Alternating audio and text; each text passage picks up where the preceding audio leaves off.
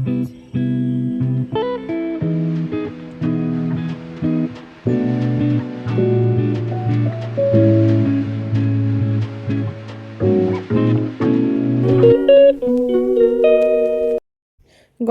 ব্লগে তো তোমাদের দেখিয়েছি আমাদের চা বাগানটা, মানে আমার ভাইয়ের চা বাগানটা। তো চলো আজকে দেখাই আমাদের মাঠের জমিগুলো, যেগুলোতে আমাদের যদিও এই চাষগুলো করেনি, এই জমিগুলো লিজে দেওয়া আছে, তো ওরাই চাষ করেছে। এই দেখো কত কি ফসল করেছে, কারণ জমি তো অনেকই আছে কিন্তু করার লোক নেই, লোকে দিয়ে দিয়েছে। কি সুন্দর বাঁধাকপি হয়েছে, দেখে মনে হচ্ছে যেন তুলে নিই, কিন্তু বাঁধাকপিগুলো কিন্তু এখনো ম্যাচিওর হয়নি, তাই আমরা তুলতে পারিনি। আর সর্ষে, এই দেখো বেগুনও হয়েছে সুন্দর, আর এদিকে লাগিয়েছে পেঁয়াজ আর রসুন, সমস্ত কিছুই। আর এইগুলো আলুগুলো এখনও ভালোভাবেই হয়নি। তোমরা তো সর্ষে ফুল দেখেছো, কিন্তু মূলোর ফুল কি দেখেছো? এই দেখো এটা হলো সাদাটা হলো মূলোর। আমি কিছু সর্ষে ফুলও তুলে নিচ্ছি। আর এই দেখো সর্ষে তোমরা দেখেছো গাছ কেমন হয়? তো সর্ষে ফুল হয়, এরপর এরকম দানা দানা হয়ে সর্ষে হয়। এই দেখো এটা হলো এই জায়গাটা, এই মাঠটা দেখতে পাচ্ছ, এখানে প্রায় বোধহয় 400-500 বিঘা জমি আছে, সবার আলাদা আলাদা। এখানে ওই দূর দিয়ে দেখা যাচ্ছে বোধহয় হাই রোড যাচ্ছে। আর আমরা কিন্তু ছোটোবেলায় এখানেই থেকেছি এই জায়গাটায়। এই জমিগুলো আমার বাবার, কিন্তু আমাদের তো এখন বাবা মা যেহেতু চাকরি করতো, আর ভাইও যেহেতু এখন চা বাগান ব্যবসা এগুলো করে, তাই এসব জমি তো আর দেখতে পারে না, তো এগুলো লিজে দিয়েছে, তো ওরা চাষ করেছে। এই যে দেখো, এখন এখান থেকে আমরা একটু সর্ষে ফুল নিয়ে যাব। প্রচুর জমি আর কি, আমাদের বাড়িতে প্রচুর জমি আছে, জায়গা জমি, কি বলবো, এটা গ্রামের বাড়ি আমাদের। আর আমরা যেখানে থাকি সেটা শহরে, তো এখানে আমরা অনেক বছর ছিলাম, তারপর ওখানে বাড়ি করেছে। আমি যখন ছোট 10 বছর বয়স, তখন আমরা চলে গেছি ওখানে। এরপর এখন যেহেতু আমাদের এখানে জমি জায়গা আছে, তাই ভাইও আসে, বাবা মাও আসে। এখন কিছু করে না, কারণ করার লোক নেই।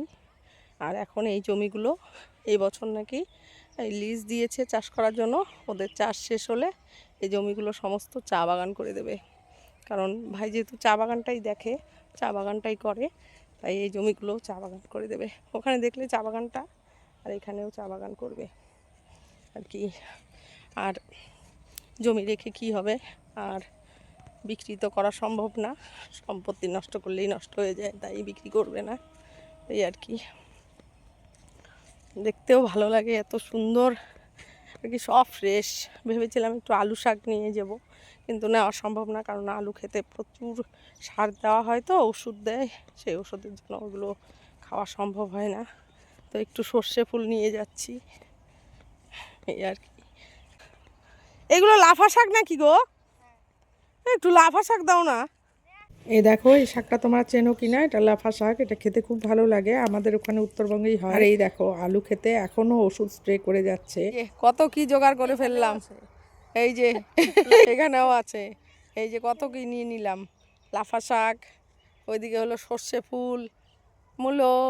এই দেখো এই জায়গাটায় আমাদের বাড়ি ছিল, তো এখন আর ঘর বাড়ি কিছু নেই, এখন সব সুপারি বাগান করে দিচ্ছে। পাশে বাবার চাচাতো ভাইয়ের বাড়ি, যেটা জেঠু নেই এখন, জেঠি একাই থাকে এই বাড়িতে। জেঠিদেরও শহরে বাড়ি আছে, 2 ছেলে, 1 ছেলে শিলিগুড়িতে থাকে।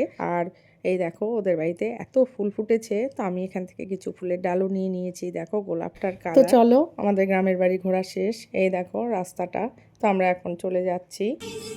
চলো এখন বাড়ি। নিয়ে গিয়া কোনো জায়গায় শান্তি নেই। আমি কি অসুবিধাটা করলাম? অসুবিধা না, তাহলে এই যে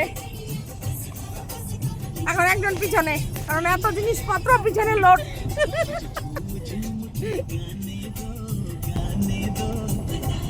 তো এই দেখো চা বাগানটা আরেকবার দেখিয়ে দিচ্ছি তোমাদের, চা বাগানের পাশ দিয়ে আমরা আবার যাচ্ছি।